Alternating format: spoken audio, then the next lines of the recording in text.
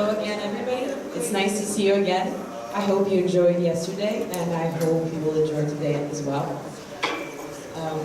So, if all the jury members are ready, we can begin the pitching session. Please, Stefan, can you give them the scoring sheets? Also, for every pitcher, you will see Madan. He's right there where the camera is, and he will show you when you have 3 minutes left and 1 minute left. So it will be easier for you. So the first pitcher for today is a startup called Altego Cosmetics. Please welcome Aleksandra.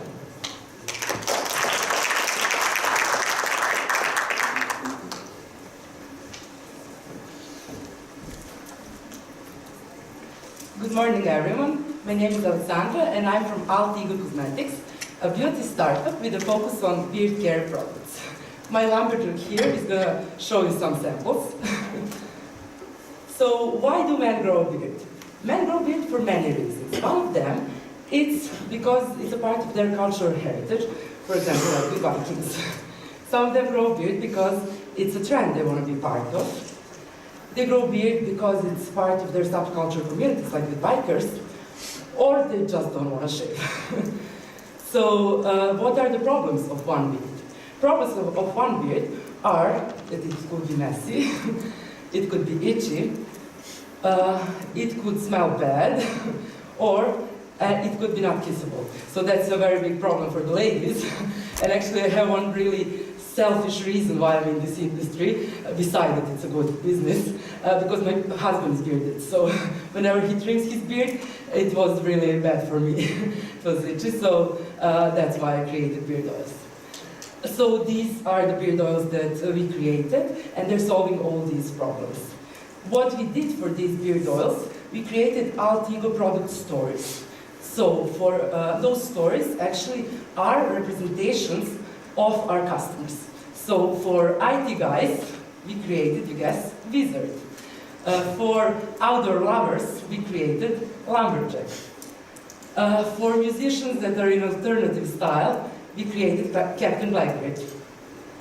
And for sports and gym addict that is into healthy eating, we created Hot Mediterranean. So our users are very happy with our product, and some of the testimonials are that Veiko's girlfriend is actually very happy that his beard is now nice and smells great, and Danilo feels like a modern-day pirate on stage. So we did market validation in the last 2 years through Beauty Bar Startup. I actually found it first, and I got some funds from Russ and Aneka, and I did testing on the market through this startup. I was on events, festivals, pop-up shops, beauty fairs and things like that, and through that I gathered feedback. So I have over 500 users in the region, and what we gathered as an info is that if they were exposed to the product, 50% of the customers bought products. If they try the product, so if I get them to try on their skin or beard, more than 80% of them bought.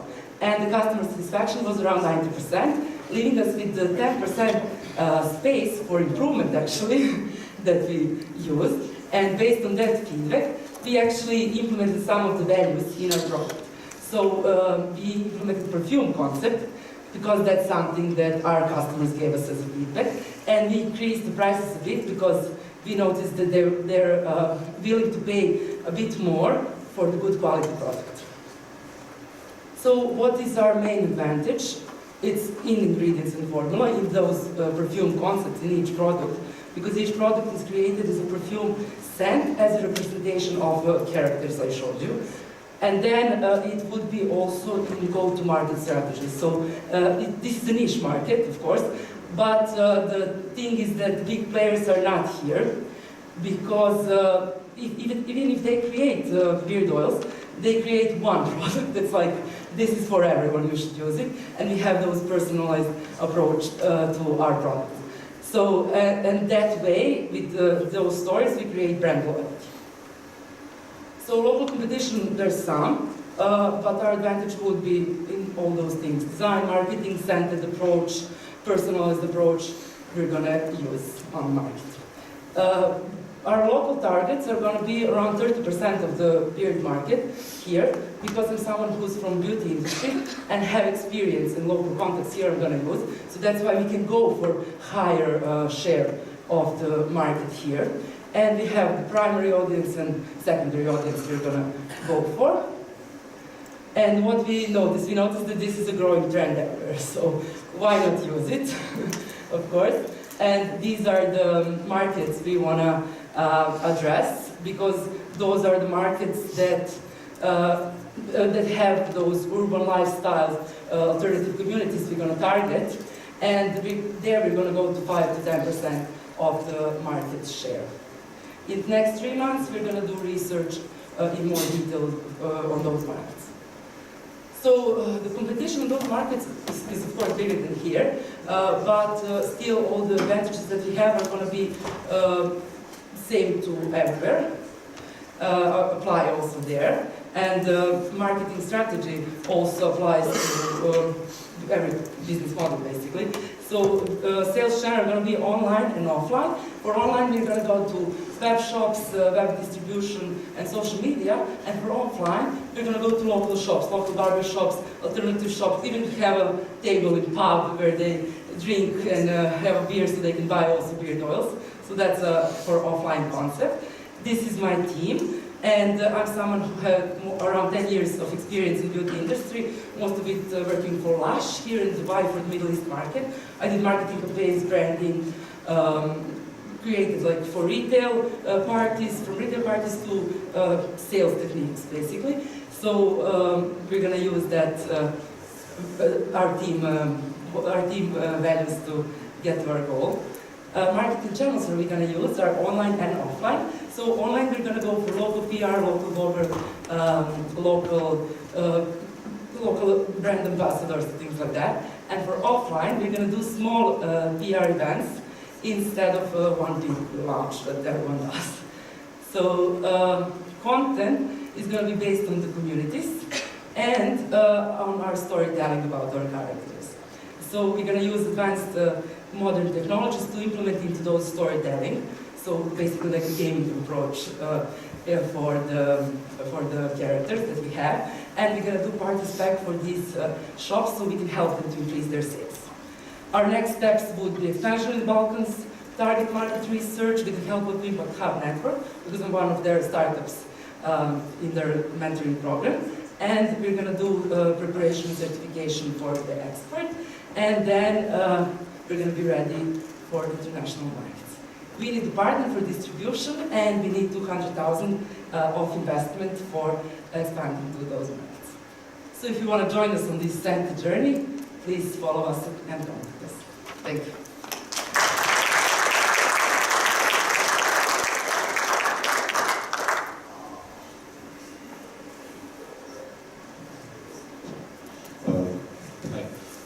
What are the kind of financial proportions of the project? I mean, in case you achieve these Serbian milestones, where will it be? What will you need in order to go forwards? How much does the product cost? So, if I can ask, so for Serbia or for export, what do you mean? Well, I would say just gradually, you know. Oh, okay, yeah. Your initial 90 survey, so will it get you to 50K, 500K? So basically, what we ask is for those steps that go from after, let's say, these 3 months. So we already invested and have enough to support the local market and to do everything there. But you didn't understand my question. Where will it get you in terms of revenue, your company, organization? You know, let's say you conquer Serbia, you conquer the Balkans. What kind of the company will that be then? Will it be you and your 2 colleagues, or will it be 10 people with 500K of revenue? Just to kind of to get a feeling. For local, yes. Okay. So for local, for now it's that team, but we have expansion and co-workers that we're gonna add on. So that's expanding in team and money is gonna go there, of course. But we are looking into 35% of profit. You need to do a financial plan. That's my guess. Yeah, we did, but we're changing now a lot because of the niche strategy we're doing. So that's now basically improving, let's say. let's stop you in the planning. What is the price? So the price, we at the moment have one pricing, but we're increasing for online when we launch. So that way, when we're offline and selling, and we're gonna have like 20% off, and we can do some online promotions for that 20%, and also to have for resellers the margin. So it's for now 6, 10, 15 euros, for example, 10, 20 milliliters and 30 milliliters bottles, and then it's gonna be increased. So in between those two prices, we're gonna go like increase for 20, 30%. How long does it last? So if you're buying one of these? On a monthly basis, basically. It depends on how long your beard is. And if you have a short beard, one bottle, small bottle, is what you use on a monthly basis. If you have longer beard, then you buy basically 20 milliliters or 30 milliliters. So it's like a spending amount on a monthly basis. Because it's like a repeated thing you want to have with you. Hello. Have you calculated the customer acquisition costs? So we did some, but we did those only offline because we did the events. So we're still now preparing the online team. So for offline, it was, let's say, if you calculate how much we priced everything, paid everything on the events and the people and the team and everything else. So it was around €50 for specific, like we were measuring sales on the event and the cost, and when we divided that, it was around €50. Who is actually manufacturing the product? Sorry, manufacturing product, yeah. So for now, I started I have a small production and I have a technologist. So we, with the funds that we got from Ras and Annika for the machines, we started production. But we have outsourced production partner that have big production, all the ISO standards and everything. So we are going to use them for scaling. At the moment we are not using them, we have partnership with them, but we're not using them for the quantities that we have now. But we're ready to use them when we need. And how difficult or how easy is it for your competitors to copy the product? So it's not easy, actually. The base they could copy, but the perfume concept is protected because you put allergens on the product, you put essential oils, but you don't put the exact formula, you don't put, So the base they could a bit copy, but the base is like okay advantage. But the perfume, the essential oils that we use, even the manufacturer that I use for the essential oils that who I go to, even that is like a business secret. And for example, I use essential oils that are, compared to those on the market, like some of them are 3 to 4 times more expensive, but the essence that they have and the scent that they have is the best that I saw so far everywhere. So those are the things that are our competitive advantage concerning formulas. You mentioned you had over 90% of customer satisfaction. Yeah. Did these people actually pay for the product, or is this a test group of yours? It's both. Because our focus was not on selling, it was more on testing and going to the market and like use the knowledge. But it's like, because we also went to the fairs where there is selling and promo, so we did both. So that's why we also had customers, and the customers also, they posted on Facebook, Instagram, they gave us great feedback, so it was both. Is there anything the people that did pay for the product are complaining about? So that's actually the thing, so let me just show you. So what we started from.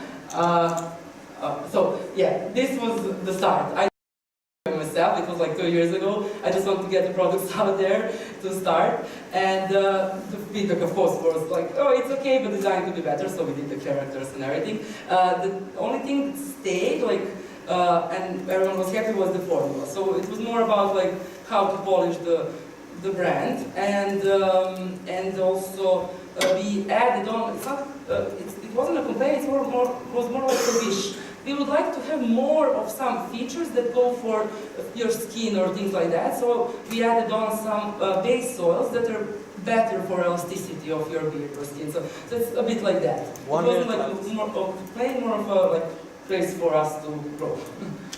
1 minute for questions left. So what's your vision for your next line of products? Yeah, we have. So these are also characters we're gonna get. So we're gonna go with more characters, that way to develop. And then we're going to go more into beard care products, of course. And we're getting also feedback from our customers last 2 years what they want for that. So based on that, we're already preparing some formulas and products. And the potentials are also these.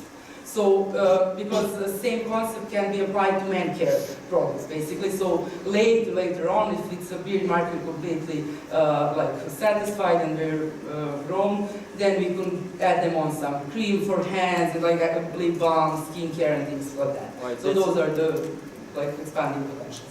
That's it.